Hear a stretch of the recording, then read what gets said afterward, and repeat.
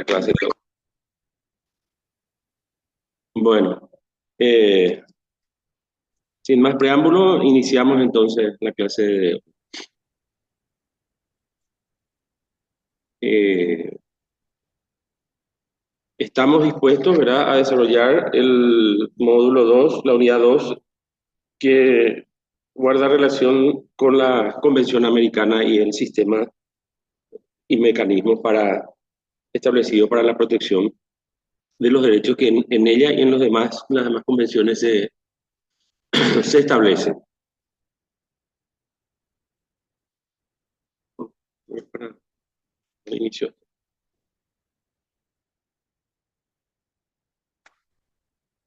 ¿Sí? No. Bueno, este, la situación concreta que la base, la esencia, la sustancia de la necesidad de crear ordenamientos, reglamentos jurídicos internacionales tiene directa relación con lo que vimos ayer, la universalidad de los derechos humanos. Los derechos esenciales no nacen del hecho de ser uno de una determinada nacionalidad o estar supeditado a un determinado estado, sino tienen como fundamento los atributos inherentes a la persona humana, razón por la cual se justifica una protección internacional de naturaleza convencional, coadyuvante y complementaria. Ya habíamos mencionado, no viene a reemplazar un sistema, un ordenamiento interno, sino simplemente viene a ser una herramienta más y a tratar de evitar excepcionalmente que sean violados los derechos más esenciales de los ciudadanos.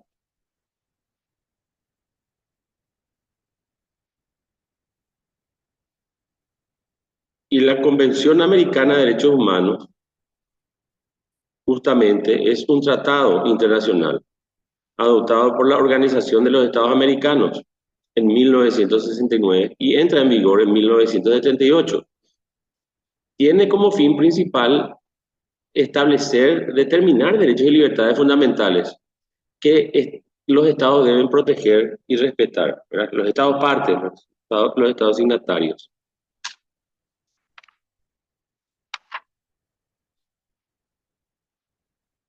La fundamentación de esta segunda clase podemos resumirla en el sentido de que buscaremos resaltar la importancia y el punto de inflexión que resultó para la estructura internacional del Sistema Interamericano de Protección de los Derechos Humanos a partir de la adopción de la Convención Americana sobre Derechos Humanos. Significó eso un punto neurálgico, ¿verdad?, de punto de inflexión para el avance y la evolución del sistema. El objetivo general, tener una visión clara del sistema americano de derechos humanos, que abarca la Convención Americana y su relevancia para la efectiva protección de los derechos humanos. Y ya en sus objetivos específicos, intentaremos hacer una pincelada, un resumen de cómo funciona el sistema interamericano de derechos humanos y cómo está compuesto, los órganos que la componen. Y finalmente, un breve comentario sobre la Declaración de las Naciones Unidas sobre la educación en derechos humanos.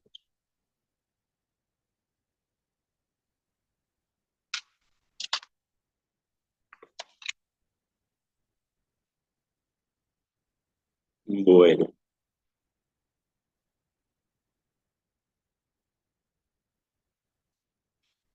en primer lugar, me parece interesante que tengamos en claro el concepto, ¿qué es una convención? Una convención es un tratado de derechos humanos, un acuerdo firmado por los países que se comprometen a proteger de esta manera los derechos humanos de todas las personas que viven en ese país en particular, en todos los países que firman, que se acoplan a esa convención, que se suscriben a esa convención. Bueno, tenemos ahora un material visual que queremos mostrarle a los efectos de ilustrativos y de una herramienta didáctica a los efectos de continuar con la clase.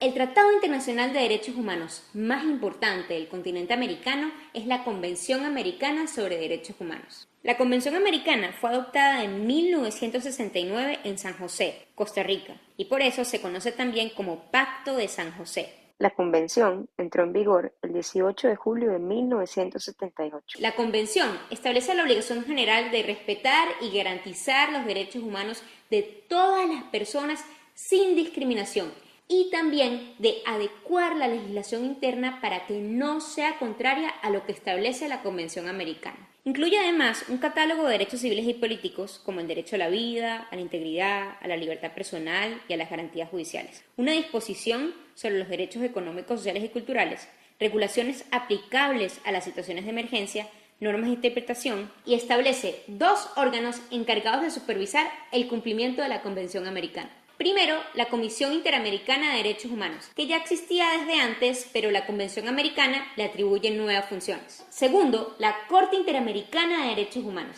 un órgano judicial que es el intérprete máximo de la Convención Americana. Por eso, si necesitan saber qué dice la Convención Americana sobre, por ejemplo, la libertad de expresión, no se queden solo con el texto del artículo 13 de la Convención, que se refiere a libertad de expresión, sino que además busquen ¿qué ha dicho la Corte Interamericana sobre cómo se interpreta ese artículo 13 de la Convención? Les dejo en la descripción un link de un libro gratuito y súper bueno que es una Convención Americana comentada. Cada artículo de la Convención viene acompañada de un artículo donde se explica un poco más el contenido del artículo y qué es lo que ha dicho la Corte al respecto. La Convención, al ser un tratado internacional, es de obligatorio cumplimiento para los estados que la han ratificado y que no la hayan denunciado. Denunciar es cuando un estado dice, chao, me voy de esta convención, ya no la quiero cumplir más. Y eso lamentablemente ha pasado un par de veces en el caso de la Convención Americana. Aquí les dejo un video que hice sobre el instrumento precursor a la Convención Americana, la Declaración Americana de Derechos y Deberes del Hombre. Esta declaración sí le aplica a todos los países del continente. Si tienen alguna pregunta de la Convención Americana, déjenmela en los comentarios. Nos vemos en el próximo video.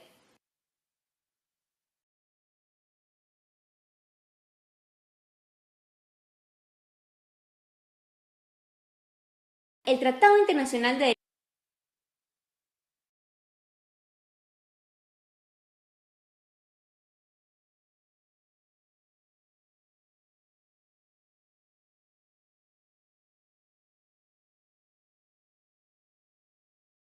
El Tratado Internacional de Derechos Humanos más importante del continente americano.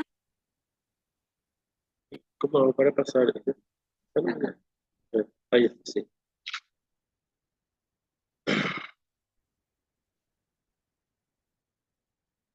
Bueno, allí tienen un pequeño material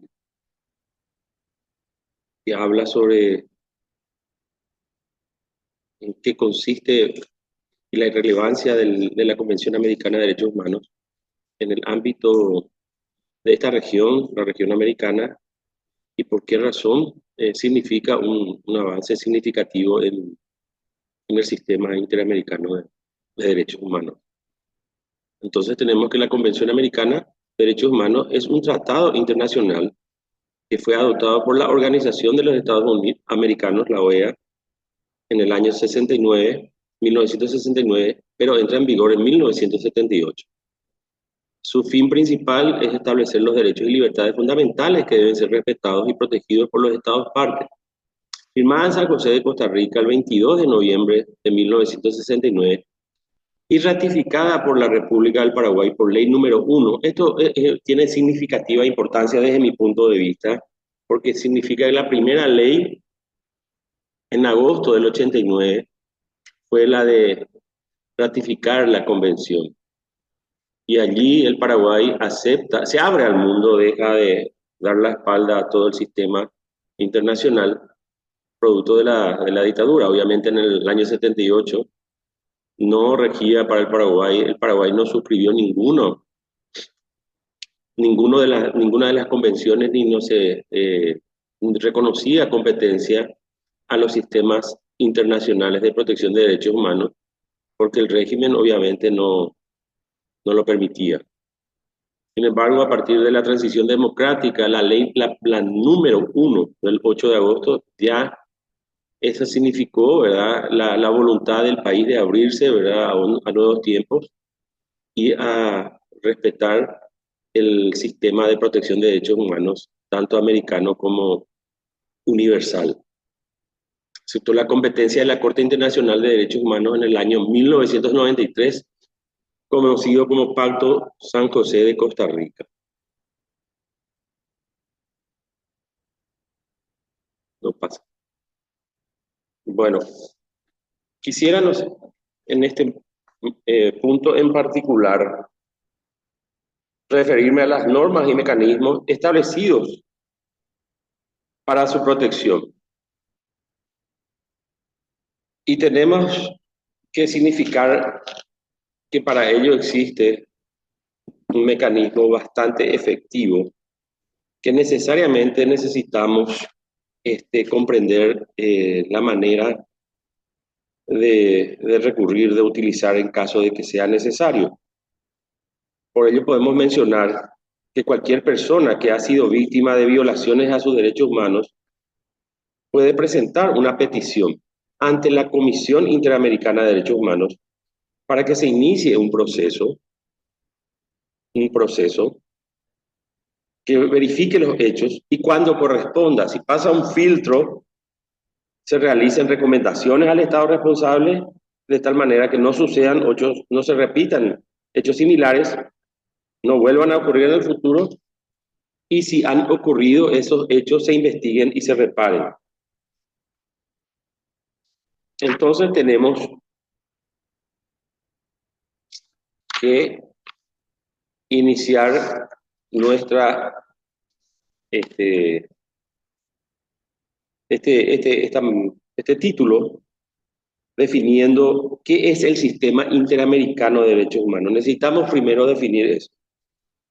Es un sistema regional de promoción y protección de derechos humanos. Está constituido por dos órganos: la Comisión Interamericana de Derechos Humanos y la Corte Interamericana de Derechos Humanos, los cuales monitorean el cumplimiento de las obligaciones contraídas en materia de derechos humanos por parte de los Estados miembros de la Organización de los Estados Americanos, OEA. Pasaremos entonces a tratar de entender qué es la Comisión Interamericana de Derechos Humanos en primer lugar. La Comisión o la CIDH es un órgano principal y autónomo de la OEA, creado en 1959, cuyo mandato surge de la Carta de la OEA. Está compuesta por 7 integrantes independientes, todas personas expertas en derechos humanos, que no representan a ningún país y son elegidas por la Asamblea General de la OEA. La CIDH cuenta con una Secretaría Ejecutiva Permanente con sede en Washington, D.C., Estados Unidos, que le da apoyo profesional, técnico y administrativo.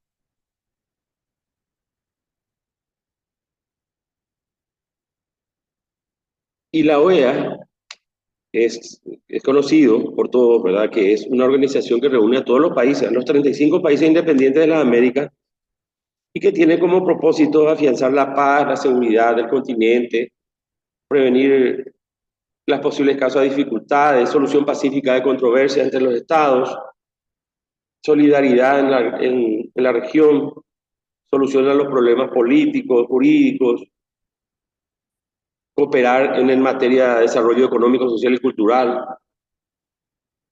fomentar la erradicación de la pobreza crítica, etcétera. Y los Estados miembros de la OEA son prácticamente todos los países de las Américas, ¿no? Inclusive algunas que son islas muy poco conocidas por nosotros, pero son países: San Kitts y Nevis, Santa Lucía, San Vicente, las Granadinas, Surinam,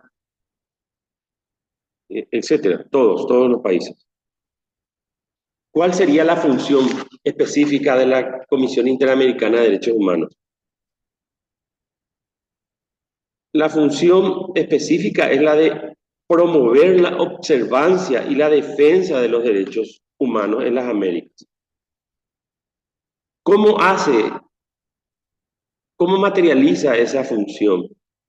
Realiza visitas periódicas a los países. En varias ocasiones ha visitado el Paraguay también la Comisión Interamericana de Derechos Humanos.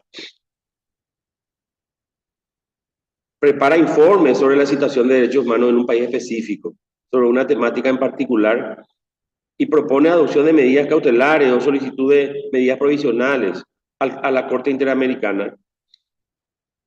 Y también, fundamentalmente, procesa y analiza las peticiones individuales con el objetivo de determinar la responsabilidad internacional de los Estados por violaciones de los derechos humanos y emitir las recomendaciones que consideren necesarias. Las peticiones individuales que examina la Comisión Interamericana pueden ser presentadas por personas, grupos de personas u organizaciones que alegan violaciones de los derechos humanos. Estos derechos que deben estar garantizados en la Declaración Americana de los Derechos y Deberes del Hombre y en la Convención Americana de los Derechos Humanos. Y además los demás tratados interamericanos en derechos humanos.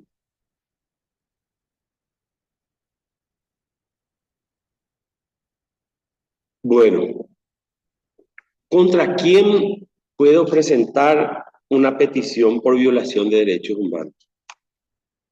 La denuncia puede ser presentada ante la Comisión y en contra de uno o más estados miembros de la OEA que se considere han violado derechos humanos contenidos en la Declaración Americana o en la Convención o en los demás tratados interamericanos en materia de derechos humanos. El Estado en cuestión puede llegar a ser considerado responsable por violar derechos humanos en particular por medio de la acción, es decir, como consecuencia de un hacer o un actuar del Estado o sus agentes. Aquiescencia, como consecuencia del consentimiento tácito del Estado o sus agentes. Y finalmente por omisión, como resultado que el Estado o sus agentes no actúen cuando deben o están obligados a hacerlo. ¿Cuáles son los derechos sobre los cuales puedo presentar una petición? Esos derechos deben estar incluidos en la Convención, en la Declaración de Derechos Americana de Derechos Humanos y en los demás tratados de derechos humanos. Otra pregunta interesante es, y siempre se cuestionan algunos, si puede la Comisión determinar la responsabilidad de una persona. No, la respuesta es negativa. La Comisión Interamericana solamente puede determinar la responsabilidad internacional de un Estado miembro de la OEA por violaciones o afectaciones a derechos humanos. La Comisión no tiene competencia para atribuir responsabilidad individual. Es decir, bajo ningún sentido puede determinar si una persona es o no culpable.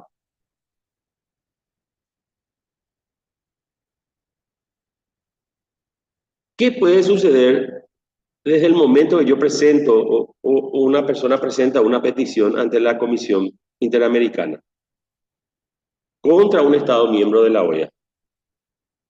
La Comisión Interamericana analiza, estudia las peticiones, ve o se cerciora si se violó o no uno o varios derechos establecidos en la Convención, en la Declaración o en los demás tratados. En caso de que del resultado resulte que sí se violó un derecho establecido en las convenciones y en los demás tratados, admite la petición y remite un informe de admisibilidad o inadmisibilidad en caso de que no corresponda.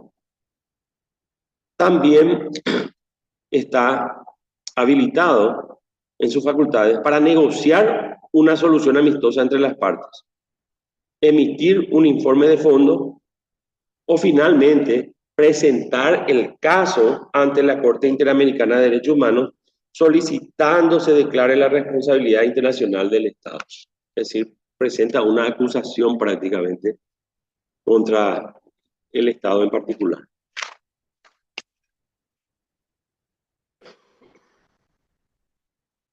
Profe, entonces tiene que ser de un individuo contra el Estado. Así mismo, que No sea, el Estado contra un individuo. no, ni tampoco puede determinar la responsabilidad individual de una persona. El, el, la, el Estado es condenado, el Estado miembro, pero no Y en una caso, persona en particular, no un profe, agente en particular. y en caso de Perdón, condena, cuando el Estado es condenado, ¿a qué sí, es condenado? O sea, ¿qué se bueno, determina en la condena? ¿y qué puede establecer, verdad? ¿Qué puede peticionar la comisión y después puede ser materia de una sentencia condenatoria por parte de la Corte Interamericana? Porque la Corte es la que va a resolver el caso. Tenemos que tener en cuenta que estamos hablando de la comisión. Bueno, pero la comisión puede pedir lo siguiente: que se investigue y se sancione a las personas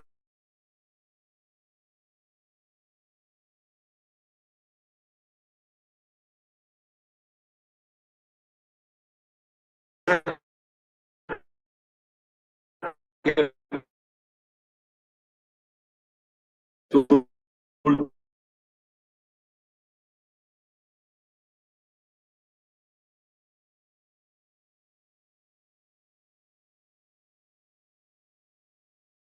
resulten responsables.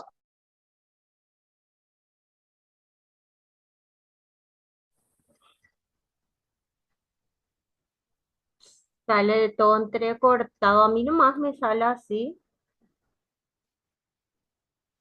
Justo estoy preguntando también eso. No se le escucha No, nada. no, cuando Es- iba a responder se llamó a silencio la cámara y ahora no veo nada y ni no escucho nada. Ahí le veo al profe en la pantalla por la parte chica, pero él está hablando y no se le escucha.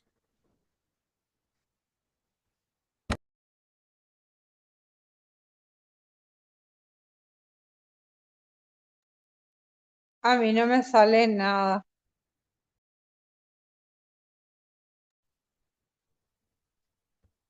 Mm, Voy a probar un poco.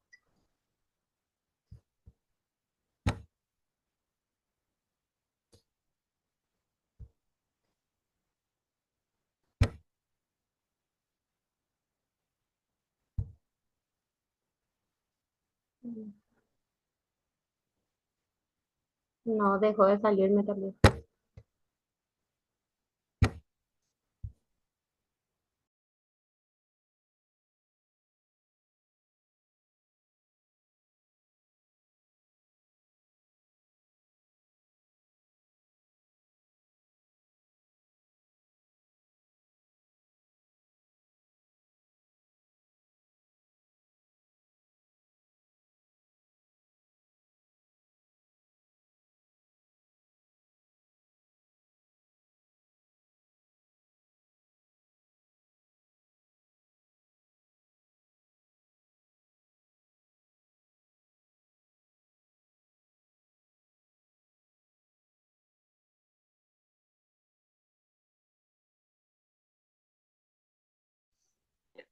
Bueno, tuvimos un pequeño inconveniente del sistema de Internet.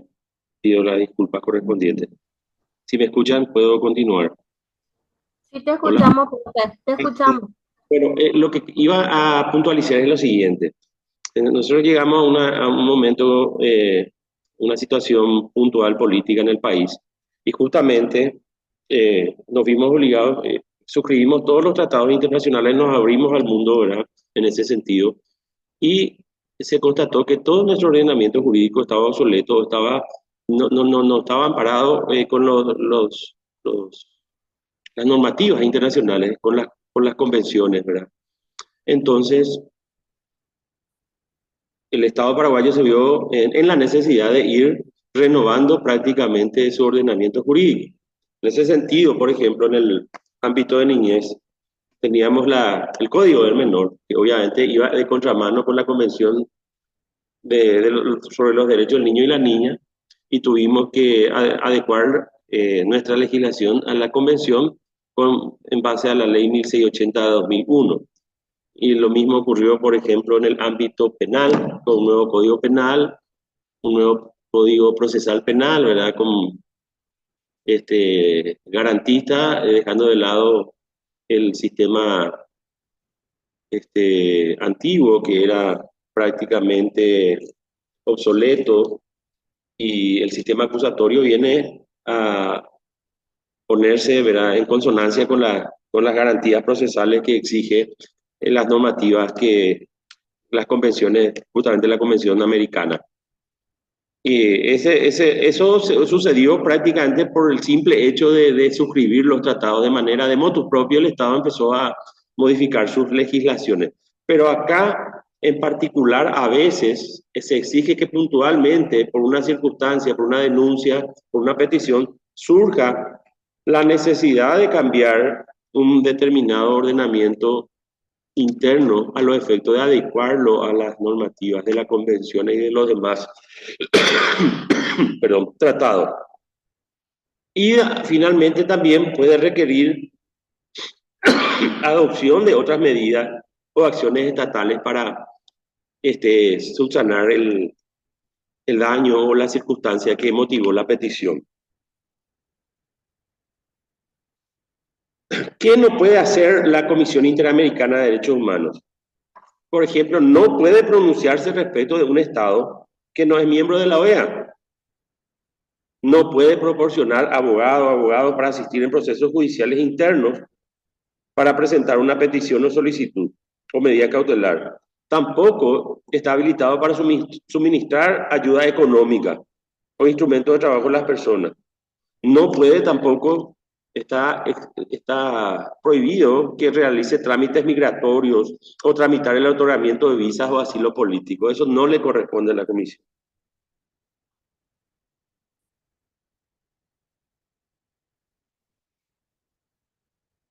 Hay una cuestión también que es muy fina que tenemos que considerar. La Comisión Interamericana examina peticiones en las cuales, como dijimos, se alegan violaciones de la Convención Americana, pero para los estados que la han ratificado. Los estados miembros de la OEA que no ratificaron la Convención, sí se puede recibir una petición si se alega la violación de los derechos contenidos en la Declaración Americana, que ya le abarca a todo. Eso en el video se explicó, ¿verdad? También se puede alegar un derecho protegido de otro tratado de derechos humanos del sistema, en la medida que el Estado en cuestión lo haya ratificado y en las condiciones aplicables.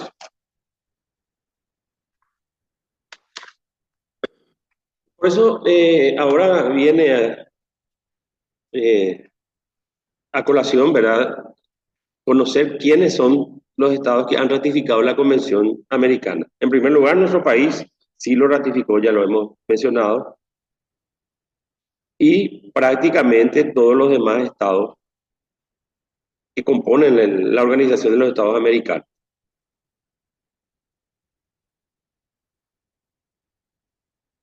Pero tenemos una situación que se puede dar también.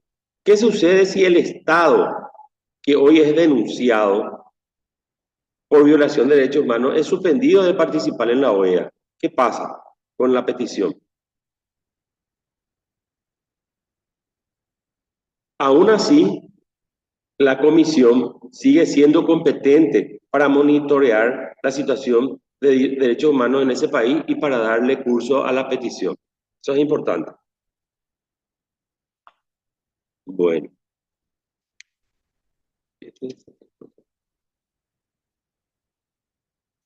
eso en líneas generales podemos mencionar con respecto a la Comisión Interamericana de Derechos Humanos. Si podemos ahora, podemos pasar. Bueno, estamos hablando de los demás tratados, pero también tenemos que traer a la vista, ¿verdad? Que al adoptarse la convención, luego, inmediatamente después, se adoptaron dos protocolos facultativos que forman parte de la convención. El protocolo San Salvador, que cuenta con 22 artículos y versa sobre la protección de los derechos económicos, sociales y culturales. Como ya habíamos mencionado, los derechos económicos, sociales y culturales son denominados de la segunda generación. Entonces tenemos que la Convención Americana trata de los derechos civiles y políticos, de lo de la primera generación. Y el segundo protocolo facultativo guarda bastante relación con nuestro país, porque fue adoptado en 1990 en Asunción, Paraguay, y está denominado Protocolo Adicional a la Convención Interamericana sobre Derechos Humanos relativo a la abolición de la pena de muerte, y cuenta con 4 artículos. ¿Esto qué significa? Suele haber debates con respecto a la posibilidad de aplicar hasta la pena de muerte para una manera de dar un castigo ejemplar a ciertos hechos, ciertos crímenes, ¿verdad? De mucha gravedad. Pero en este caso nosotros tenemos en nuestra Carta Magna y también la Convención suscrita en nuestro propio país, ¿verdad? Con su protocolo, prohíben que las legislaciones internas apliquen la pena de muerte. Entonces, evidentemente, esa situación es prácticamente imposible de darse dentro de nuestro ordenamiento jurídico en estas circunstancias.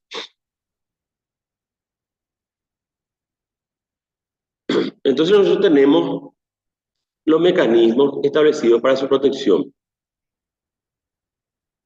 Primero tenemos nuestro sistema jurídico nacional, el sistema jurídico internacional y el sistema jurídico regional. Es decir, nosotros tenemos que entender que el sistema jurídico nacional debería, ¿verdad?, garantizarle a los ciudadanos una efectividad casi completa. Excepcionalmente se recurre para casos y peticiones en particular a los sistemas internacionales. En este caso nos estamos refiriendo no al sistema jurídico internacional universal, sino al sistema jurídico regional americano.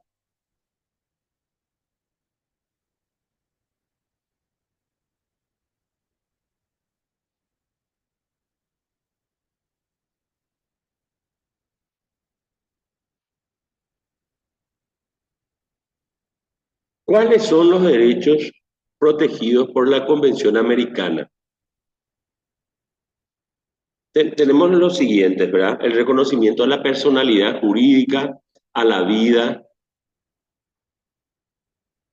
a la integridad, el derecho a no ser sometida a esclavitud, a la libertad personal, a las garantías judiciales, principio de legalidad y no retroactividad. El principio de legalidad es que debe existir una norma que determina que una conducta es considerada delito, es decir, que tipifica el tipo penal, ¿verdad? Si, el que se introduce de manera violenta o clandestina, sin autorización del propietario, porque eso tiene guarda relación con la propiedad privada, será castigado con pena de penitenciaría de tanto o multa tanto. Ese es el tipo penal, por ejemplo, de invasión o usurpación de inmueble. Y la no retroactividad, que no se aplica una ley de manera retroactiva. Si, por ejemplo, la pena establecida al momento de comisión del hecho es de 10 años y pasa un periodo de tiempo y se aumenta a 15, no se puede aplicar de manera retroactiva esa ley, porque la que debe determinar, la que debe aplicarse es la ley vigente al momento de la realización del hecho. Ese es el principio de legalidad y de no retroactividad. También el derecho a ser indemnizada de toda persona. En fin, todos los derechos civiles y políticos, igualdad ante la ley, protección judicial, etc. Y el protocolo, el primer protocolo que hablamos, ¿verdad? Guarda relación con los derechos económicos, sociales y culturales. Entonces, continuando con nuestro relato, vamos a encarar qué es la Corte Interamericana de Derechos Humanos. Es un órgano judicial autónomo de la OEA, cuyo mandato surge de la Convención Americana. Tiene sede en la ciudad de San José, Costa Rica, y está compuesta por 7 jueces, elegidos a título personal provenientes de los Estados miembros de la OEA. La Corte Interamericana de Derechos Humanos tiene como objetivo interpretar y aplicar la Convención Americana y otros tratados interamericanos de derechos humanos, en particular a través de la emisión de sentencias sobre casos y opiniones consultivas. Ante la Corte Interamericana de Derechos Humanos no se presentan peticiones. Las peticiones se presentan ante la comisión y la comisión analiza la posibilidad de convertirla en un caso que deba ser estudiado por la Corte Interamericana. Entonces, la pregunta es, ¿puedo yo presentar un caso directamente ante la Corte Interamericana de Derechos Humanos? No. Solo los estados partes y la comisión pueden someter un caso ante la Corte Interamericana de Derechos Humanos. Las personas peticionarias o presuntas víctimas no pueden acudir directamente a la Corte. Deben primero presentar su petición ante la comisión y completar el procedimiento previsto en él.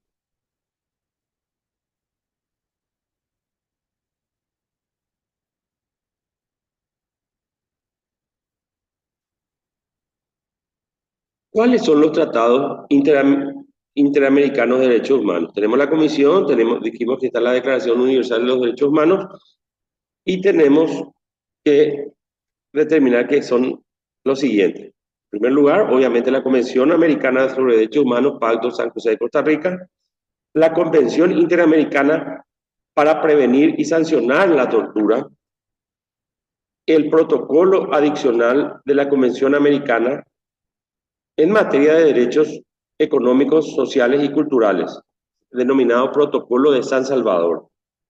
El protocolo a la Convención Americana sobre Derechos Humanos relativo a la abolición de la pena de muerte, la Convención Interamericana para prevenir y sancionar y erradicar la violencia contra la mujer, se llama Convención de Belén do Pará, Convención Interamericana sobre Desaparición Forzada de Personas, Convención Interamericana para la Eliminación de todas las formas de discriminación contra las personas con discapacidad y finalmente la Declaración Americana de los Derechos del Hombre. Ya mencionábamos que la Declaración Americana sobre los Derechos y Deberes del Hombre no es un tratado, pero se incluye en el listado anterior por su indiscutible valor normativo y por ser el principal instrumento jurídico que se aplica cuando no resulta aplicable la Convención Americana.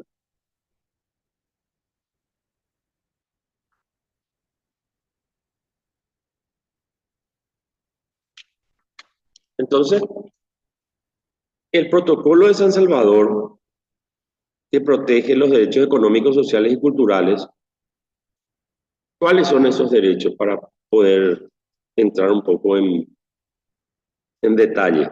El derecho a la educación, a la libertad sindical, a la seguridad social, a la salud, a un ambiente sano, a la alimentación y a los beneficios de la cultura.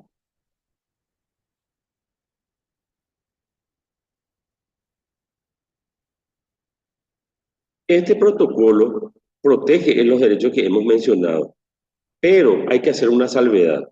La Comisión puede formular observaciones y recomendaciones respecto de todos. El derecho a la educación, a la libertad sindical, sin embargo, son los únicos sobre los cuales la Comisión Interamericana de Derechos Humanos y la Corte Interamericana pueden pronunciarse en el marco de una petición individual presentada en contra del Estado.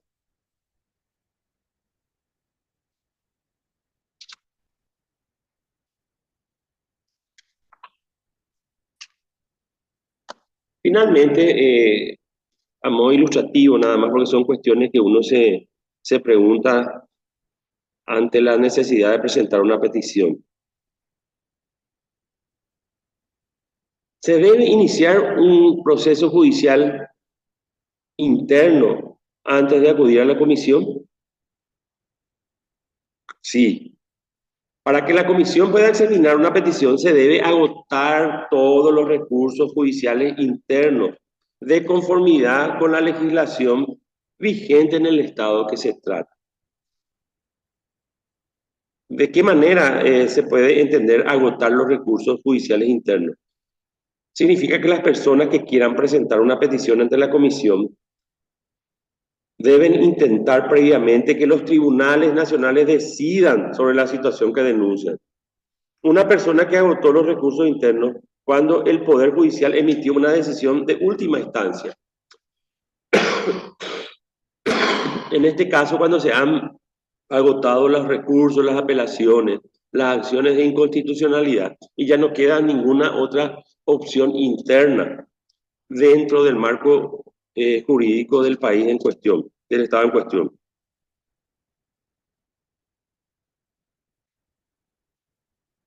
Pero se puede dar la posibilidad de que no sea necesario agotar todos los recursos internos. Se tendrá que explicar las razones, ya que la regla de agotamiento previo de los recursos internos admite excepciones. Esto lo vamos a explicar un poco más adelante. ¿Cuáles son los recursos judiciales internos que deben agotarse? Adecuados y efectivos. ¿Qué significa eso? Que deben ser conforme al marco legal del país en cuestión. Juicio, un proceso en el marco penal, ¿verdad? La apelación especial de la sentencia, el recurso de casación, acción de inconstitucionalidad y luego finalmente ya no queda nada, pero fueron recursos adecuados y efectivos. Por eso decimos que el recurso judicial es adecuado cuando su interposición puede proteger el derecho que se alega violado. Obviamente para eso está los recursos que establecen las normas internas. Y es efectivo cuando, mediante su interposición, se puede llegar a obtener el resultado para el cual fue creado.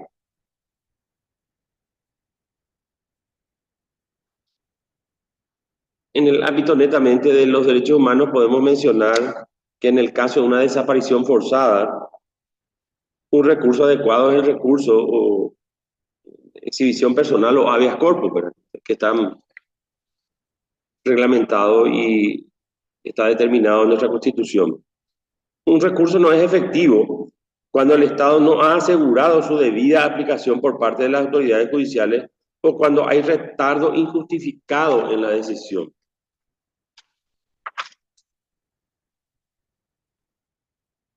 ¿Cuáles son las excepciones a la necesidad de agotar los recursos internos? La comisión puede llegar a estudiar una petición aun cuando no se hayan agotado los recursos internos. Cuando considere que las leyes internas no establecen el debido proceso para proteger los derechos que se alegan violados, o cuando la presunta víctima no tuvo acceso a los recursos internos o se le impidió agotarlos, pero también cuando exista una demora en emitir una decisión final, el famoso freezer, el famoso cajoneo de los expedientes, sobre el caso sin que exista una razón válida. No se transcurre el tiempo y no se expide, no da un veredicto.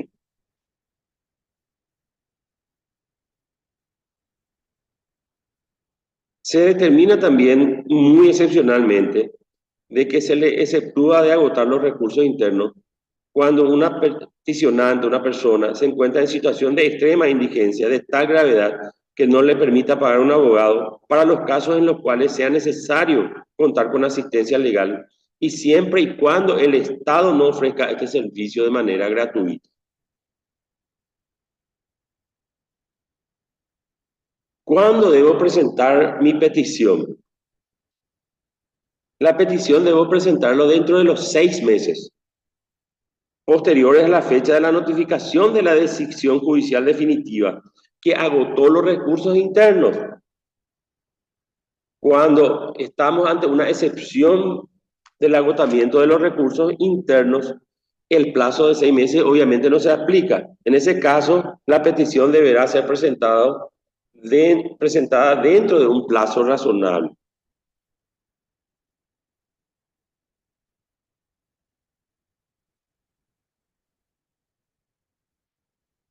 ¿Puede la Comisión Interamericana de Derechos Humanos y la Corte Interamericana de Derechos Humanos revisar decisiones emitidas por los tribunales nacionales? El solo hecho de que una sentencia judicial no satisfaga los intereses de una persona en particular no significa que necesariamente se hayan violado sus derechos humanos. La Comisión y la Corte Interamericana solamente tienen competencia para revisar posibles violaciones a los derechos protegidos en los tratados interamericanos.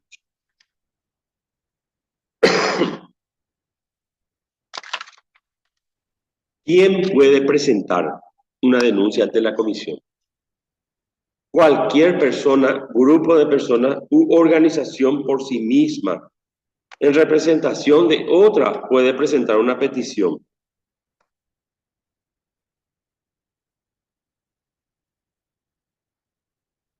Una persona puede ser peticionaria y presunta víctima a la vez de una petición.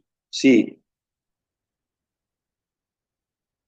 La presunta víctima desea cambiar la representación o constituirse como peticionaria en su propia petición, debe comunicar inmediatamente y por escrito a la comisión.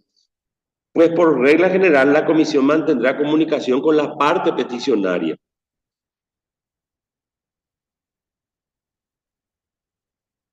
El peticionario es la persona o grupo de personas que presenta la petición.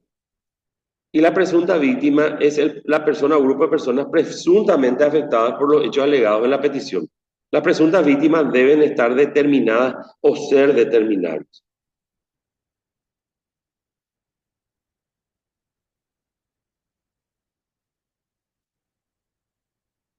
¿Necesito un abogado para presentar mi petición?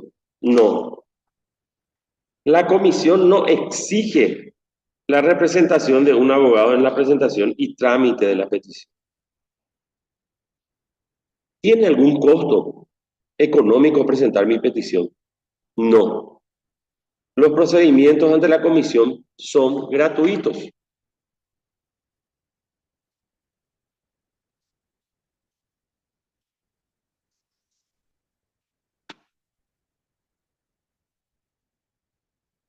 Nosotros tenemos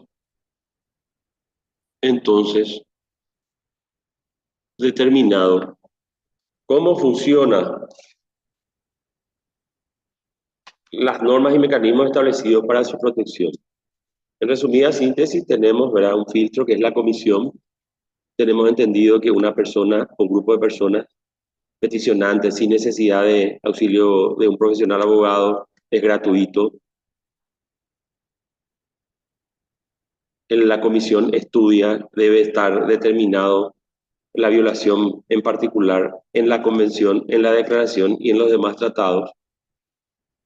Y en el caso de que el Estado afectado no haya suscrito la convención, igual se le aplica, ¿verdad?, la declaración de los derechos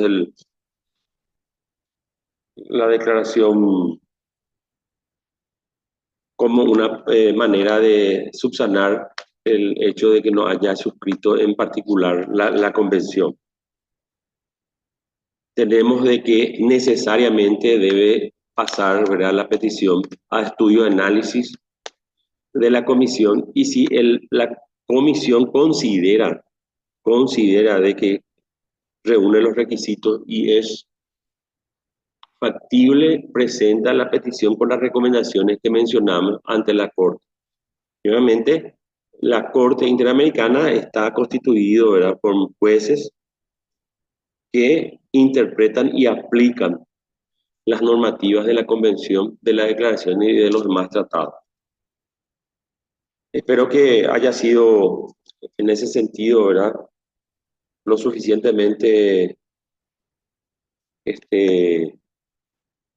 claro y determinado cómo funcionan las normas y los mecanismos en el ámbito del sistema interamericano de protección de los derechos humanos.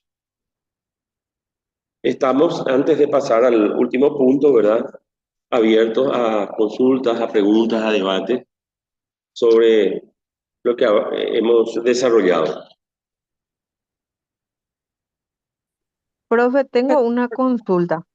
Sí, Si yo denuncio, pero yo no soy la víctima, en ese caso, cuando llaman a la víctima, si la víctima, o sea, yo creo, ¿verdad?, que deberían llamar, primeramente, seguramente me llaman a mí para ratificarme, probablemente, no sé si entiendo bien, y sí, después sería de la eso, peticionante, entonces. la peticionante, ahí está el término, doctor. Y en ese sentido también seguramente llaman a la víctima, ¿verdad? A la que yo estoy Sí, alegando que fue sí, vulnerado su derecho.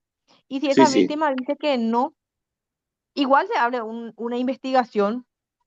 totalmente.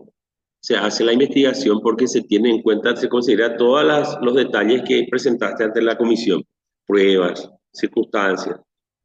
La persona en particular, ¿verdad?, puede estar sometida a una especie de situación extorsiva, amedrentamiento, o tal vez miedo o desconocimiento, pero si la circunstancia en particular amerita investigar una violación de un derecho humano protegido por la Convención, la Declaración o los demás tratados, obviamente que tiene de oficio, se debe investigar, porque es el Estado el que va a ser declarado responsable, como habíamos mencionado, y va a ser el Estado el que tenga que responder por esa situación en particular.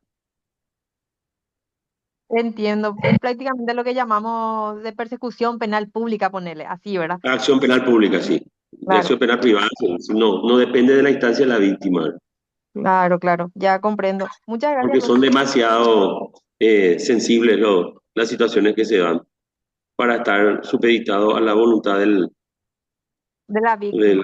persona. Sí, sí. Sí, claro. Gracias, profe. De orden público, porque la vida, por ejemplo, acción penal pública sería, por ejemplo, un homicidio. No puede estar supeditado a la víctima perdonarle al pariente o ¿verdad? Perdonar el hecho, ¿verdad? O no instar su investigación y castigo, ¿verdad?, por parte de un proceso penal. Profesor, yo tengo una consulta. ¿El Estado puede ser demandado o por lo menos hacer una petición en la comisión por omisión cuando no se Sí, agotaron aunque no se hayan agotado las instancias judiciales por tema económico, pero la persona haya recurrido, por ejemplo, a la Comisión de Derechos Humanos, al Defensor del Pueblo a la comisión, a la fiscalía, y el expediente quedó en la fiscalía. O sea que no hay manera por injerencia política de que el caso llegue a juicio, y si llega, yo sé bien que voy a perder, entonces yo ya puedo saltar esa sentencia definitiva y solicitar, porque la víctima lastimosamente ya falleció por omisión del Estado. Entonces yo como su mamá puedo presentar una petición a la comisión para que estudien el caso. Sí, me parece muy interesante la situación que pone sobre la mesa porque para graficar de vuelta al tema, tenemos que tener en cuenta que la regla es agotar el ordenamiento interno, haber interpuesto todos los recursos como habíamos efectivos, apropiados, etcétera. Esa es la regla. Las excepciones son las siguientes. Cuando transcurrido un determinado tiempo suficiente, razonable, no se haya pronunciado el Estado como corresponde para dar respuesta jurídica a la situación que se plantea. Entonces, sin haber agotado los recursos, todas las instancias internas, se puede recurrir directamente a la comisión. ¿Por qué? Porque es evidente o resulta ya prácticamente un hecho que el Estado no tiene interés en brindarle una respuesta a la situación, siendo que debería haber, por ejemplo, resuelto un tema en 2 años, en 6 meses. Ya han pasado 3 y medio, 4, y ni siquiera ha avanzado en su etapa primaria una investigación o un proceso. Y donde se ha soslayado o no se le ha permitido o no se le ha concedido recursos por cualquier excusa infantil o por cualquier capricho. Entonces es evidente que no tiene el Estado interés en brindarle las garantías jurídicas a los efectos de que esa persona tenga la certeza de que va a obtener una respuesta por parte de las autoridades de ese país. Y una excepción inclusive un poquito más extrema es la que mencionamos, la de aquella persona que siendo violado en sus derechos, ¿verdad?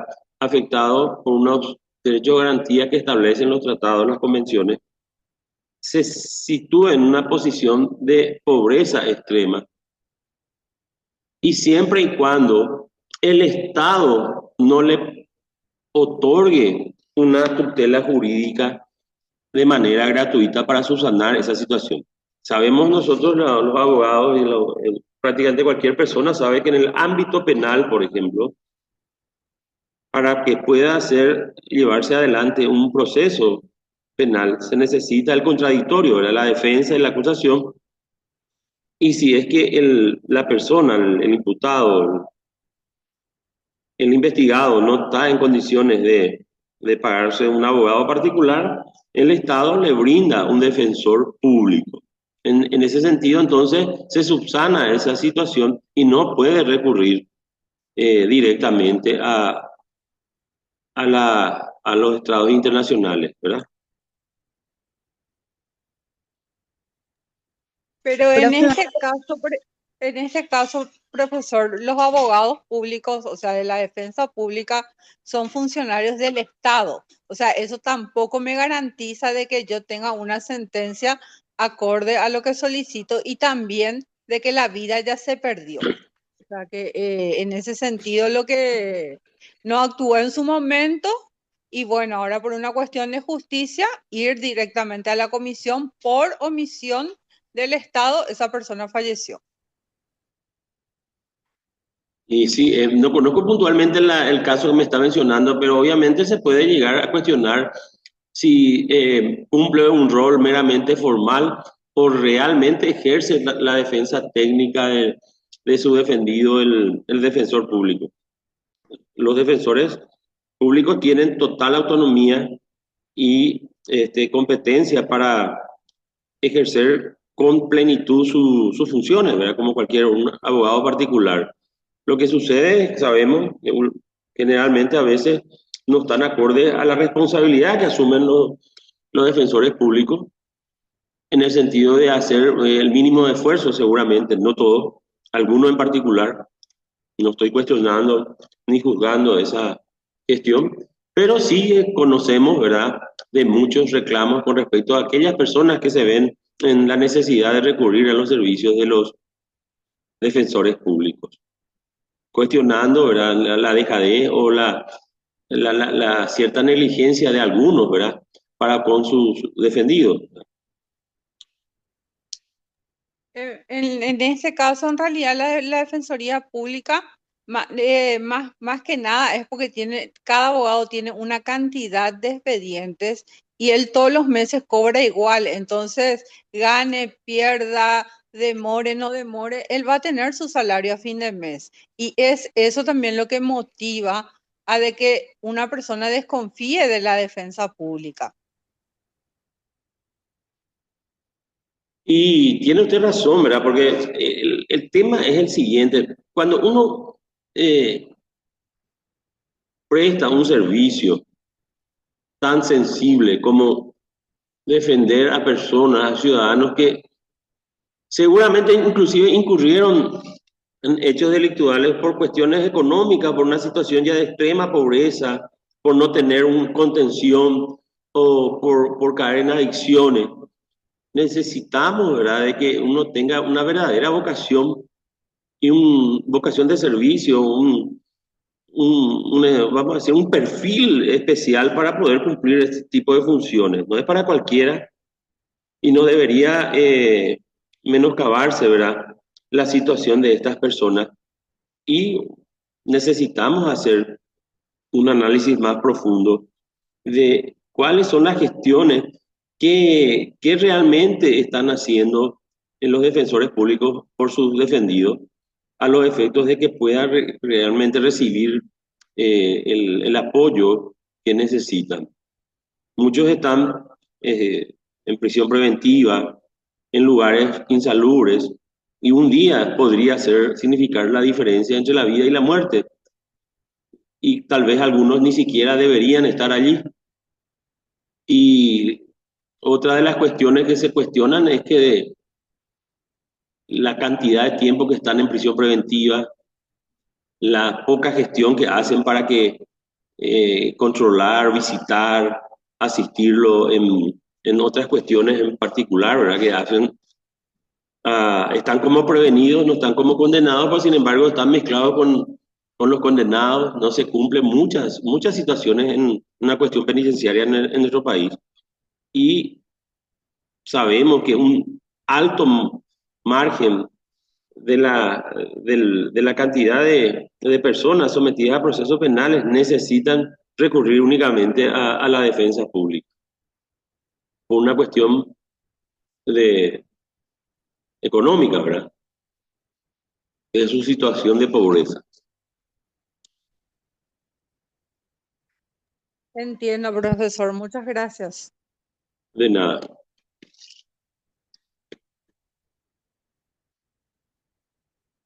Profe, una consulta. Para presentar mi petición ante la comisión, ¿se realiza de manera presencial únicamente o tienen otras vías, vía telemático, otra vía? Tienen otras vías.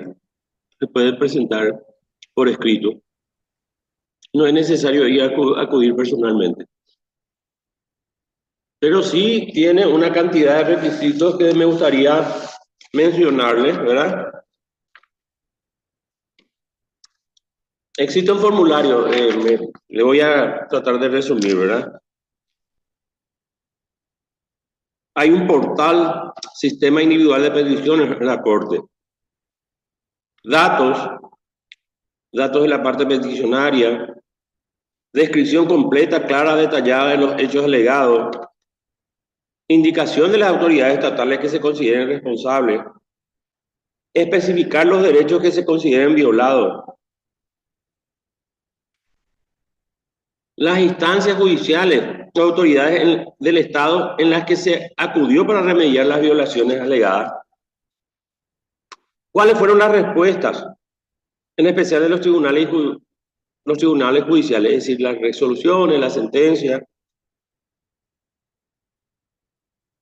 Muy importante también es acompañar los recursos interpuestos, ¿verdad? Copia de ellos. Declaraciones de testigos, etcétera.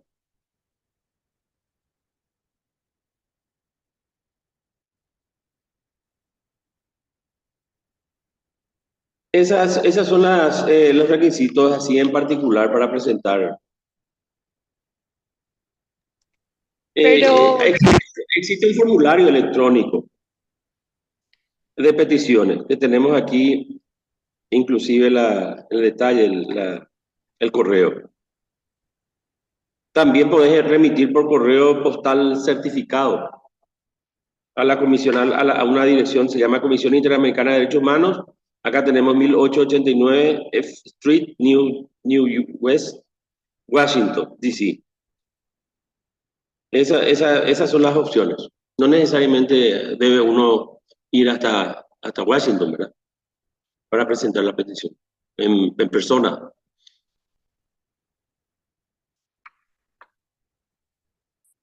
Pero quiero aprovechar esta pregunta que haces para hacerla una ampliatoria, digamos. ¿En algún momento debo ir a la sede de la comisión? No es necesario acudir a la comisión porque el procedimiento es principalmente escrito. En ciertos casos, y una vez que se da el trámite a la petición y se notifica al Estado, la comisión puede convocar, de ser pertinente, a audiencias o reuniones de trabajo. ¿Se entiende, verdad? a mí no me quedó muy claro en qué sentido, que como una conciliación entre el Estado y la víctima. No. Careo. Le convoca al Estado a audiencias o reuniones de trabajo, pero no necesariamente deben ser realizadas en la sede de la comisión, ¿verdad? Se pueden hacer por vías online, de la forma con que estuvimos hablando, ¿verdad? ¿Cómo tengo certeza de que la comisión recibió la denuncia? A través del portal de la Comisión Interamericana se recibirán 2 correos electrónicos. El primero confirmando el envío del formulario y el segundo para informar el número de registro de petición y el estado de la misma. La Comisión Interamericana no envía acuse de recibo de las peticiones que llegan a través de correo postal. El acuse de recibo de estas peticiones se hará al momento de notificar a la parte peticionaria de alguna decisión adoptada.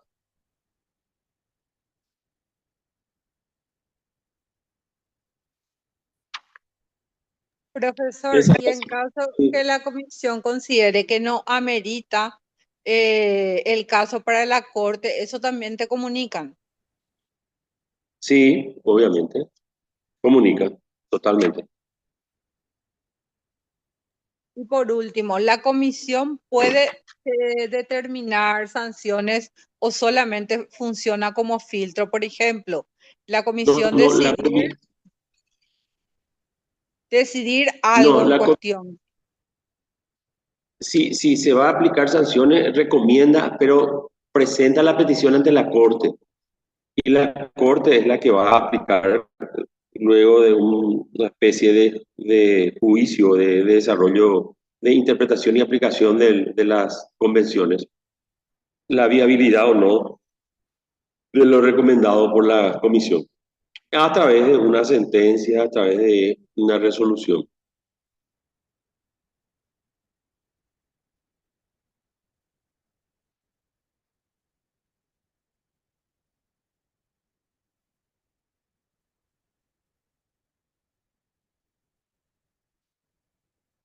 Podríamos nosotros aprovechar la situación también para hacernos esta pregunta.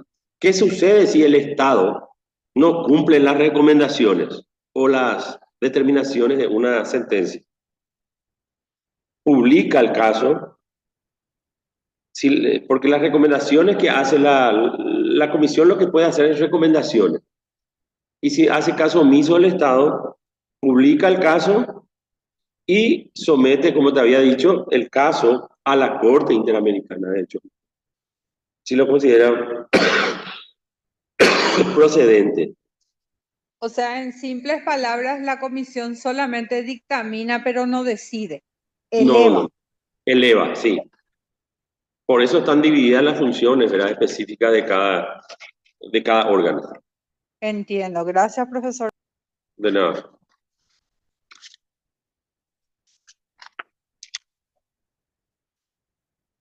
Bueno, ahora nosotros tenemos el último punto de la unidad 2, que se refiere a los derechos humanos.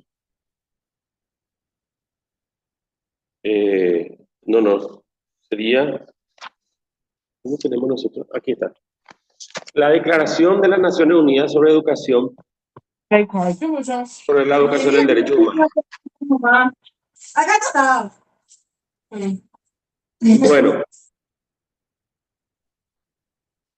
la Declaración de las Naciones Unidas sobre la educación en derechos humanos. Yo creo que este tema en particular guarda una relevante importancia en nuestro país, habida cuenta de que, de todo lo que mencionamos, ¿verdad?, de que nosotros tuvimos prácticamente la dictadura, ¿verdad?, el régimen autoritario más extenso, más largo en la región. Todos habían pasado, ¿verdad?, en esa etapa de la Guerra Fría por gobiernos autoritarios, por la posibilidad de enfrentamiento entre las dos superpotencias. Entonces,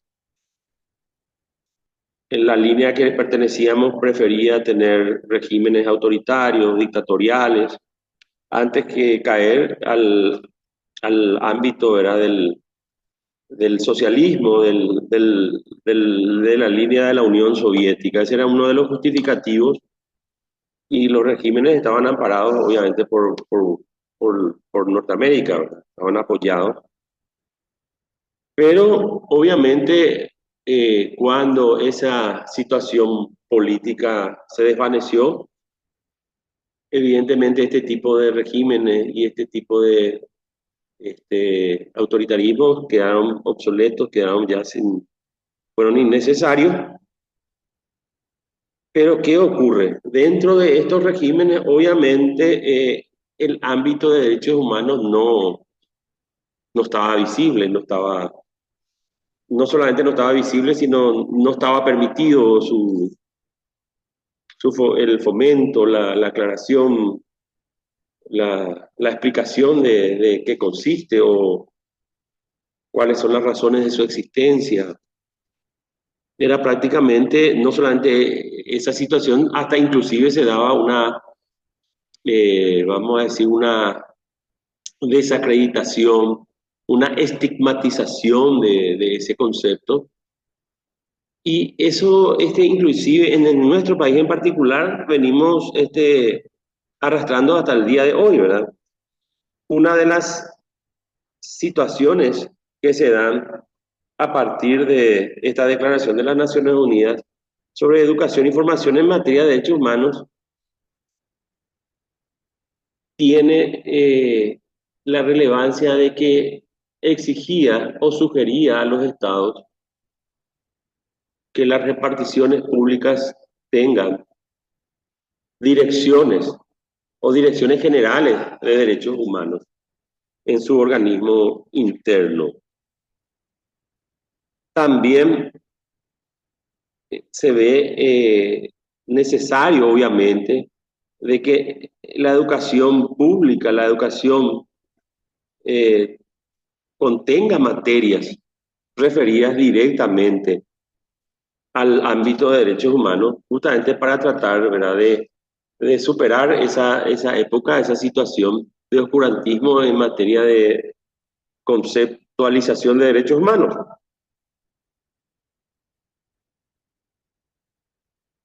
En ese sentido, ¿verdad? Surge esta Declaración de las Naciones Unidas sobre, estamos hablando de las Naciones Unidas, es un sistema ya universal, no un sistema americano, no la OEA. Esta Declaración de las Naciones Unidas sobre Educación y Formación en materia de tiene su razón de ser en la necesidad de promover y fomentar el respeto de todos los derechos humanos y las libertades fundamentales de todos sin distinción por motivos de raza, sexo, idioma o religión. Y aquí está lo que yo estaba mencionando, reafirmando también que tanto los individuos como las instituciones deben promover mediante la enseñanza y la educación el respeto de los derechos humanos y las libertades fundamentales. Es decir, esto es lo que su relevancia implica en que se debe posicionar a los derechos humanos en la sociedad, en el ámbito público, en el ámbito privado, que la gente se eduque en estos conceptos a los efectos de superar esa etapa que he mencionado, ¿verdad? El deber de los estados, a partir de la Declaración de la Universal de los Derechos Humanos,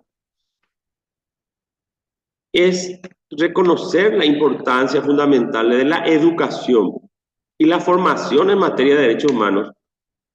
¿Para qué? Para promover, proteger y realizar efectivamente todos estos derechos humanos que hemos mencionado.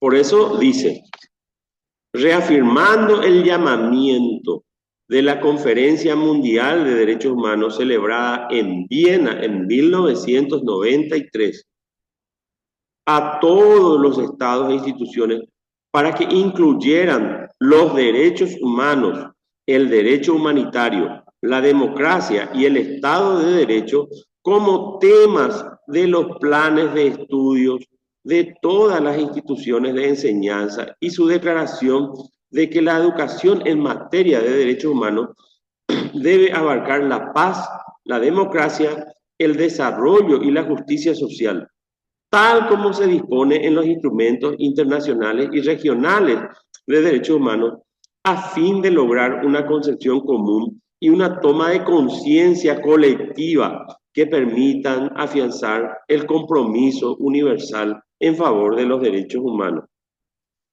Esa es la situación y esa es la motivación por el cual la comunidad internacional dio una señal clara para intensificar todos los esfuerzos relativos a la educación y formación en materia de derechos humanos mediante ese compromiso colectivo de todas las partes interesadas.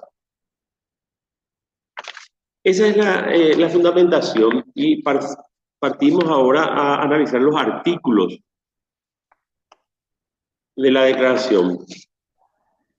El artículo 1, por ejemplo, dice: toda persona tiene derecho a poseer, buscar y recibir información sobre todos los derechos humanos y la libertad y las libertades fundamentales, y debe tener acceso a la educación y formación en materia de derechos humanos.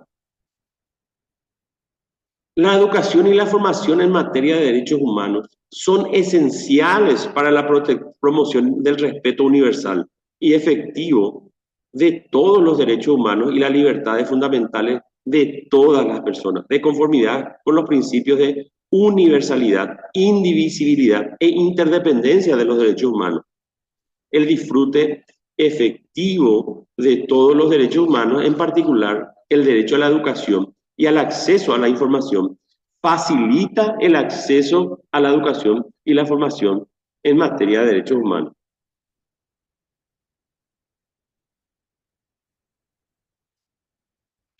La educación y la formación en materia de derechos humanos engloban. ¿En qué consiste? La educación sobre derechos humanos, que incluye facilitar el conocimiento y la comprensión de las normas y principios de derechos humanos, los valores que los sostienen y los mecanismos que los protegen. B, la educación por medio de los derechos humanos, que incluye aprender y enseñar respetando los derechos de los educadores y los educandos.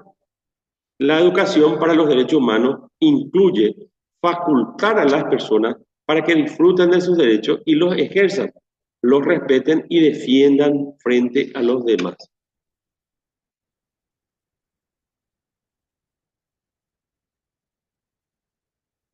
Esa es, en forma particular, ¿verdad?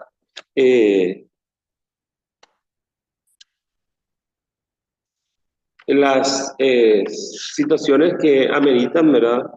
Un análisis de esta Declaración de las Naciones Unidas sobre Educación y Formación en Derechos Humanos.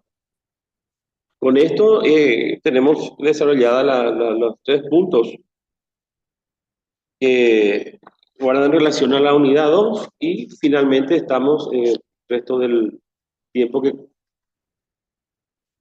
aún tenemos abiertos a cualquier consulta o debate de todo lo que hemos desarrollado.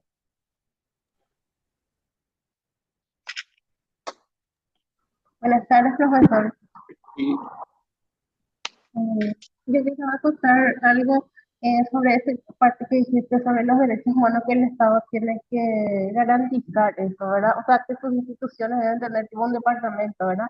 La justicia electoral así mismo, tiene una dirección de derechos humanos. sí, Y por ejemplo, está, yo soy del distrito de Caguazú. Nosotros este año tenemos la implementación del voto en casa, que es un derecho también, ¿verdad? De las personas que no pueden movilizarse. sí, sí. Eso, por ejemplo, es Facilitar el uno de acceso al derecho al voto los votos, sí, de de las las personas personas con discapacidad sí, encamadas, principalmente estas personas que están encamadas. así mismo. Un problema de salud o Sí, imposibilitados de asistir a los centros de votación. así es. Sí, son circunstancias que hacen a que uno pueda realizarse como ciudadano y ejercer su derecho al voto, un derecho civil y político, ¿verdad? El derecho al voto universal, ¿verdad? Secreto, conocemos nosotros nuestro sistema y es evidente que si uno se encuentra postrado por una dolencia, por un afectado de salud, no puede eh, recurrir ir al centro de votación y sería importante ver la forma de que el centro de votación se traslade a su lugar de reposo, ¿verdad? Sí, es una iniciativa bastante interesante a los efectos de efectivizar el derecho al voto del ciudadano. Excelente, sí. Profesor, yo tengo una consulta para ver si Sí, estoy hilando las clases nomás. sí, sí, Empezamos con el concepto de derechos humanos. En sí. la primera clase tengo entendido que estudiamos dos, o sea, de dónde se desprenden los derechos humanos, que es de la Convención Americana, y Convención Americana que empezó en los Estados Unidos, que hablamos ayer, no recuerdo bien el nombre, y la Revolución Francesa. O sea, ¿cuáles son esas dos, vamos a decirle, comisión o convención donde nacen los derechos humanos? Y hoy hablamos de la OEA y de las Naciones Unidas. Hasta ahí yo creo que estoy más o menos bien. No sé si me perdí de algún ente. Sí, quiero nomás significar, tenemos que partir de la base que la clase de ayer era una cuestión de definir los conceptos y el desarrollo histórico de los derechos humanos. Lo que habíamos mencionado es lo siguiente, que los derechos humanos son los derechos inherentes a todo ser humano por su condición de ser humano, es decir, inalienables, los derechos a la vida, a la libertad, a la búsqueda de la felicidad, etcétera, pero que estos derechos inalienables, en el transcurso, en el devenir histórico, no se habían plasmado políticamente no se habían materializado de una manera efectiva hasta los sucesos de la Declaración de Independencia de los Estados Unidos y la Revolución Francesa, que sí ya se habían materializado en base a establecer un pacto social, que es la Constitución, la Declaración de los Derechos del Hombre, el establecimiento de sistemas republicanos de división de poderes, de votos, de igualdad ante la ley, etcétera. Todos los principios que son los que estamos asumiendo la república de todo el mundo, ¿verdad? O algunas son socialdemócratas, otras son más conservadoras, pero esos principios fueron plasmados por primera vez en textos obligatorios como normas de convivencia. En la Constitución de los Estados Unidos se establece, en la Declaración de Independencia, estos derechos que necesariamente los estados a partir de ese momento están obligados a garantizar. Eso es lo que había mencionado, porque en la Francia absolutista de los reyes que fueron derrocados y luego ajusticiados en guillotina, etcétera, ellos no tenían ninguna obligación de reconocer estos derechos a sus súbditos. No existía ningún concepto de que el poder debería necesariamente reconocer bajo ninguna excusa de no hacerlo de estos derechos inalienables. Eso es lo que habíamos relatado ayer, en el sentido de que a partir de esos momentos históricos particulares se materializó en normativas y en obligación de esos estados en reconocer estos derechos. Con respecto a la clase de hoy, lo que estamos desarrollando son los tratados en materia de derechos humanos que, como son universales, necesitan una protección universal y una garantía extranacional a los efectos de poder cubrir deficiencias internas de los estados en materia de derechos humanos. Y estamos desarrollando el sistema interamericano compuesto por la Comisión y la Corte, y cuáles son los derechos que deben ser amparados y estudiados por ellos, los de la Convención, la Declaración Americana y los tratados, los demás tratados que hemos mencionado. Es una etapa ya más avanzada y más técnica de los derechos humanos, porque no solamente los estados en la actualidad deben garantizar estos derechos, sino también suscriben por medio de convenciones obligaciones para que, en caso de no hacerlo, sean obligados a hacerlo, sean compelidos a hacerlo y aceptan la competencia de esos organismos internacionales de una manera de regarantizar estos derechos humanos, reasegurar el cumplimiento de estos derechos humanos. En ese sentido, nosotros tenemos que estar satisfechos de vivir en estas épocas que son muy distintas a las anteriores, donde estos ni siquiera atisbo de posibilidad de existencia de estas herramientas había, ¿verdad? Estos tiempos pueden ser álgidos en muchos aspectos, pero en este sentido creo que nunca antes en la historia de la humanidad hemos tenido estas herramientas, estas posibilidades de garantizar nuestros derechos inalienables, los derechos humanos de cada uno, debido proceso, de opinión, libertad de credo, de tránsito, tantos, ¿verdad?, que no podría estar mencionando, y los derechos económicos, sociales y culturales, el derecho a un trabajo digno, a una compensación digna por el trabajo,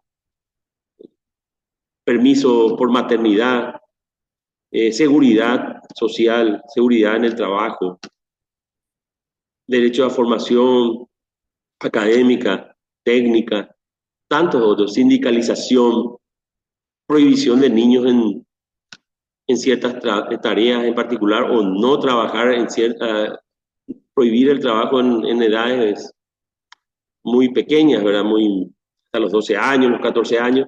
Todo eso son conquistas que los debemos a los derechos humanos, que son circunstancias que partiendo relativamente, inclusive el voto femenino, ¿verdad? Estaba prohibido, no existía en Inglaterra, no había, todas las feministas, son conquistas, son luchas, los derechos civiles y políticos de la mujer, las leyes de paridad, una serie de circunstancias que trata de mismo la situación de las personas con discapacidad, ¿verdad? Tan hostil la sociedad, tan hostil la posibilidad de que se pueda movilizar o se pueda desarrollar en una ciudad o en algún entorno una persona con discapacidad. La obligación de que los transportes públicos tengan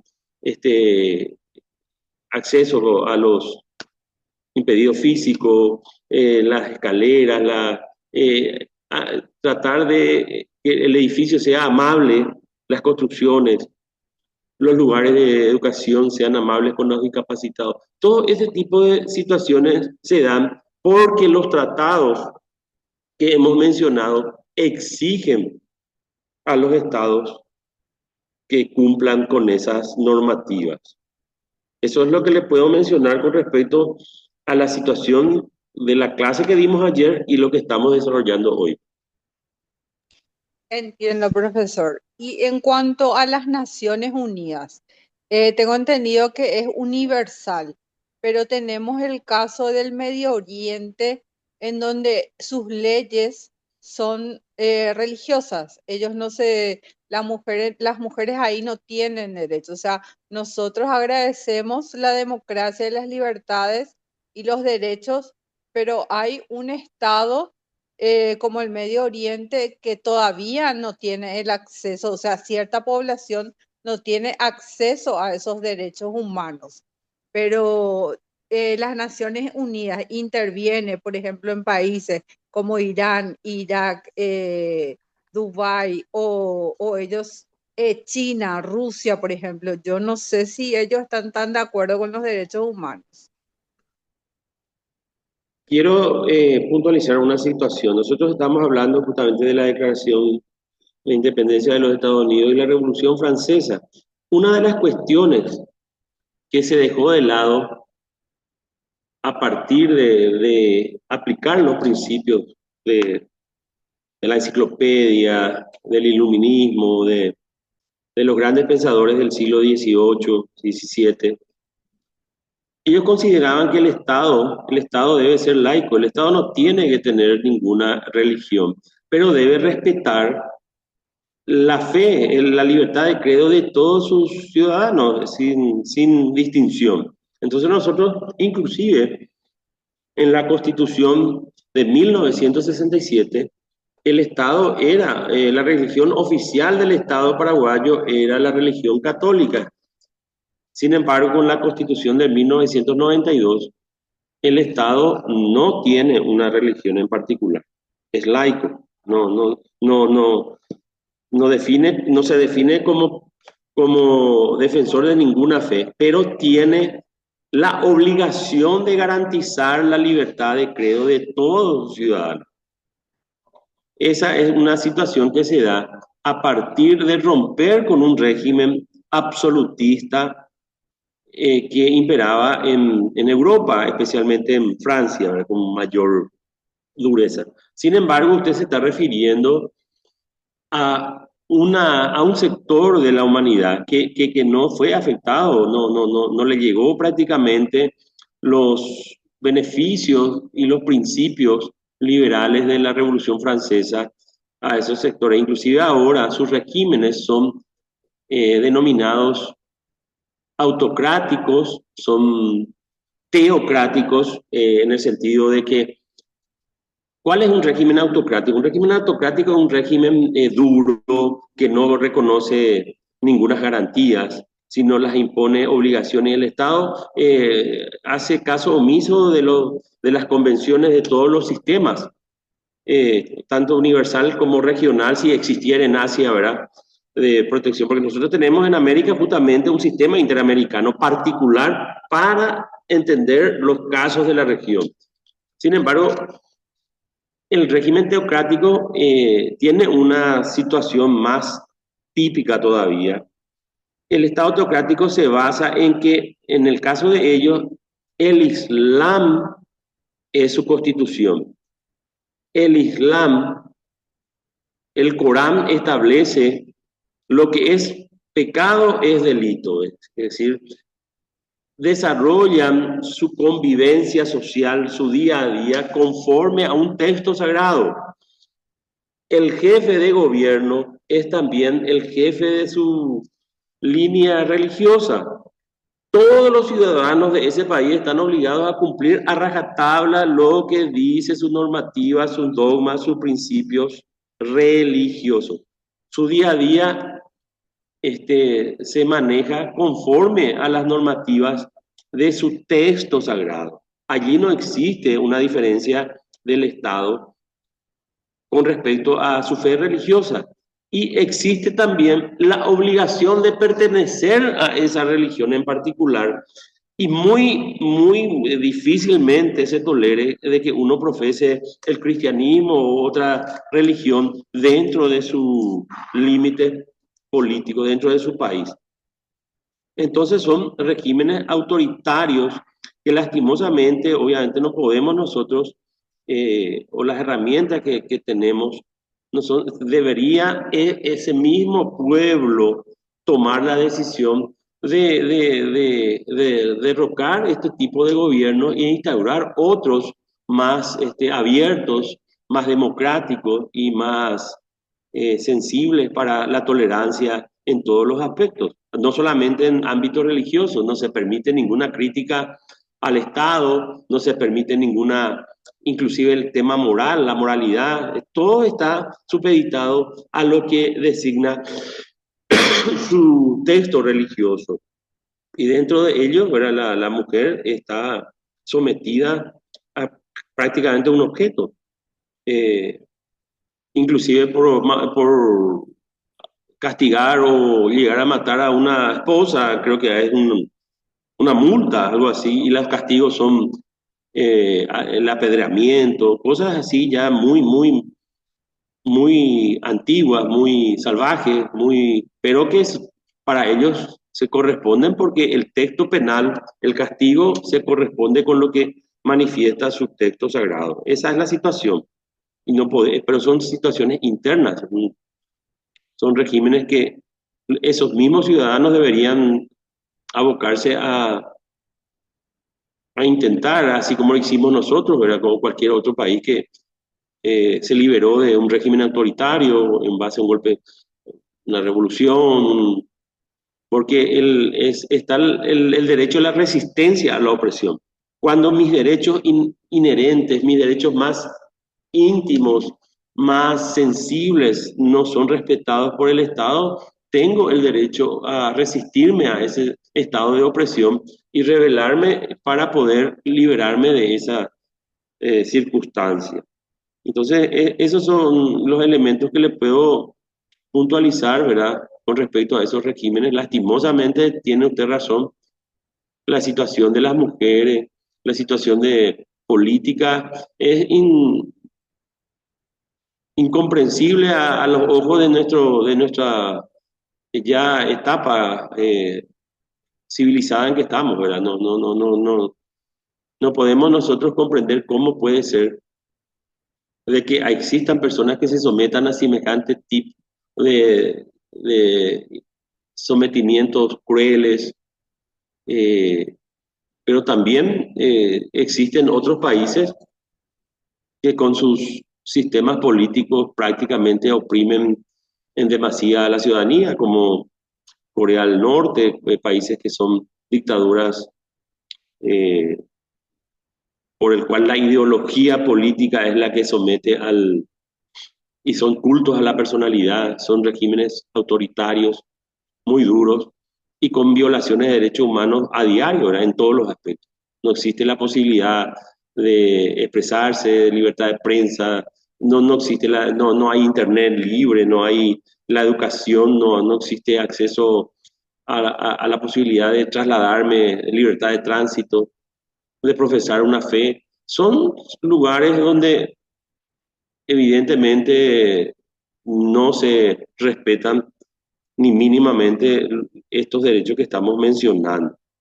Entonces nosotros podemos considerarnos privilegiados a pesar de todas las circunstancias y de todas las falencias y de todas las debilidades de las instituciones y de todo lo que podemos criticar en el sentido de que tenemos un Estado de Derecho, tenemos una Constitución, tenemos la posibilidad de recurrir a instancias internacionales, podemos salir del país, podemos manifestarnos y tenemos entonces las herramientas como el voto, ¿verdad?, para elegir nuestras autoridades y tenemos que estar contestes y satisfechos y conscientes de que todos juntos podemos seguir mejorando este sistema que no es perfecto, que existen elementos que debemos tratar de superar como la corrupción y una serie de factores, pero considerando y comparando con estos países, ustedes mismos me dirán si no somos personas privilegiadas, ¿verdad?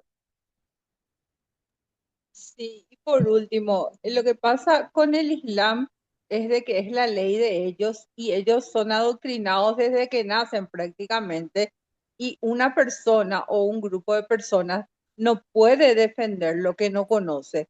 O sea, si yo no soy consciente de que tengo derecho a vivir libremente, ¿cómo voy a defender si a mí me enseñaron de que yo tengo que crecer, tengo que casarme, mi marido me tiene que mantener, yo tengo que criar a los hijos y obedecer al hombre y más nada? O sea, ¿cómo? O sea, es muy difícil cambiar la mentalidad de los islamistas porque ellos, o Es un sea, lavado de son cerebro eso, sí, adoctrinado ya de de chico ya. nacimiento. Sí, y yo no puedo defender algo que no conozco, a no ser de que me vaya en otro país, vea cómo son, pero tampoco me iría a implementar eso en mi país. O sea, es Ese un sería mundo otro muy... problema.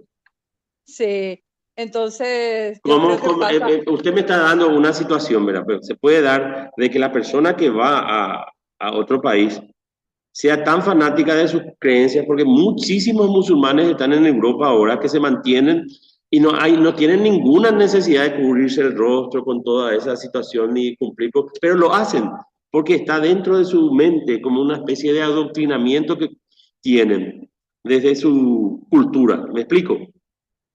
Pero si de por ahí se libera y considera que había sido, no tendríamos que comportarnos de esta manera. ¿Y cómo hace para ir a su país y explicarle eso que ella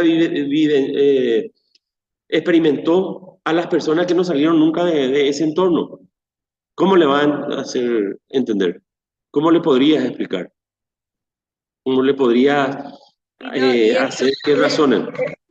justamente a eso es lo que yo quiero llegar. O sea, yo prácticamente pierdo la esperanza de que algún día el Medio Oriente tenga una vida moderna, libre, democrática, pero también pienso que en algún momento nosotros estuvimos en varias oportunidades en una dictadura y salimos de esa dictadura. Entonces, bueno, como que no pierdo la esperanza, pero es muy difícil que el Medio Oriente tenga una vida, un estado de derecho donde las mujeres sean libres, los niños sean educados, tengan derecho a la información y puedan cambiar esa mentalidad, porque es una cuestión de mentalidad y de adoctrinamiento.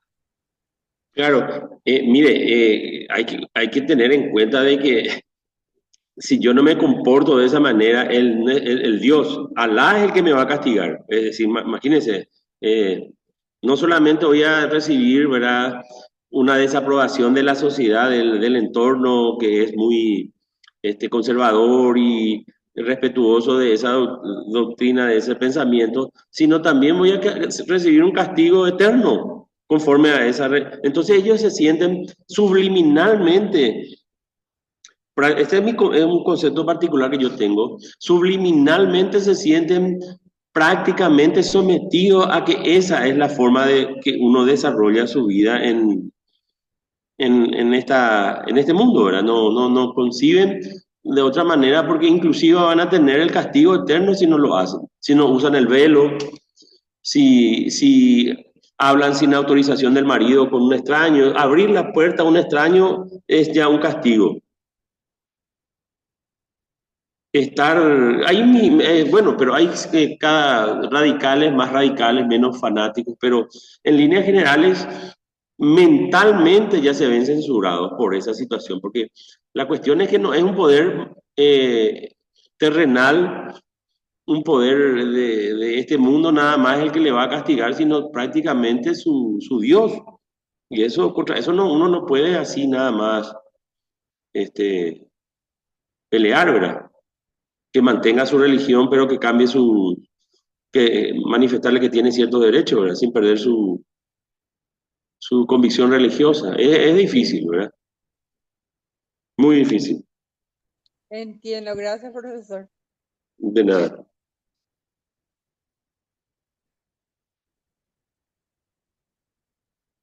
Bueno, para ir cerrando, creo que fue bastante amena la clase. Hemos desarrollado muchos detalles puntuales que espero que sean útiles, ¿verdad? Y que hayan servido para aclarar algunas situaciones y que sirvan para que si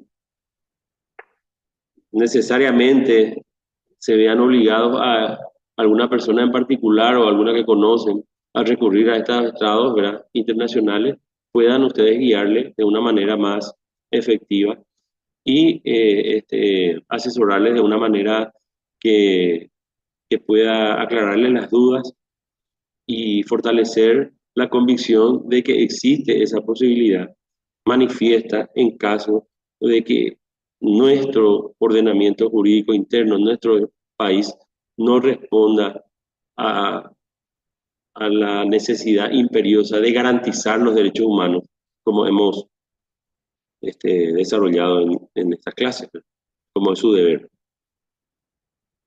Con esto creo que hemos terminado, ¿verdad?, la clase en particular, salvo que exista alguna otra pequeña consulta antes de cerrar.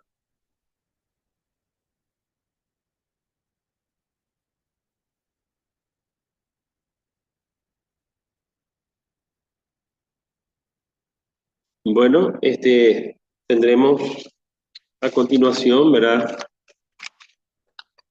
avances con respecto a nuestro módulo y tenemos nosotros en la unidad 3 la posibilidad de desarrollar cuestiones muy importantes también, como la desigualdad y los derechos humanos, la corrupción y los derechos humanos, ¿verdad?, en qué manera incide, el derecho internacional y los derechos humanos, la relación de los derechos humanos con el Estado, las principales derivaciones. Creo que va a ser muy interesante, teniendo ya la base que hemos desarrollado, avanzar en estos puntos.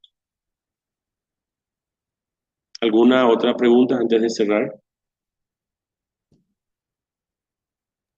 Por mi parte es todo. Muchas gracias, profesor. Muchas gracias a todos entonces. Estoy muy complacido por los aportes, las preguntas y el interés por lo desarrollado, y vamos a continuar oportunamente entonces la próxima semana, el lunes. Muchas gracias. Hasta luego. Hasta luego, profesor. Muchas Hasta luego. gracias. Hasta luego.